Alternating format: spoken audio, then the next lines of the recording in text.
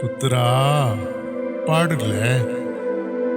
ਮੈਂ ਸੁਣਿਆ ਏ ਪੜ੍ਹ ਕੇ ਪੁੱਤਰਾ ਥੋੜੀ ਬਹੁਤੀ ਮੱਤ ਆ ਜਾਂਦੀ ਏ।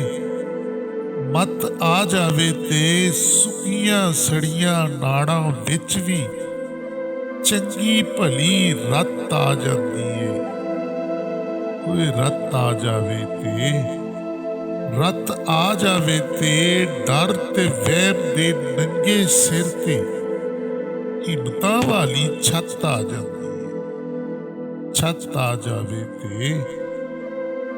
ਛੱਤ ਆ ਜਾਵੇ ਤੇ ਜ਼ੁਲਮ ਦੇ ਸੱਪ ਦੀ ਧੌਣ ਤੇ ਇੱਕ ਦਿਨ ਪੂਰੀ ਲੱਤ ਆ ਜਾਂਦੀ ਏ। ਮੈਂ ਸੁਣਿਆ ਏ ਪੜ੍ਹ ਕੇ ਪੁੱਤਰਾ ਥੋੜੀ ਬਹੁਤੀ ਮੱਤ ਆ ਜਾਂਦੀ ਏ। ਪੁੱਤਰਾ ਪੜ੍ਹ ਲੈ।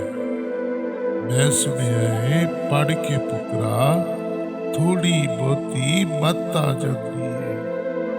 ਪੜ੍ਹ ਲੈ ਪੁੱਤਰਾ, ਪੜ੍ਹ ਲੈ।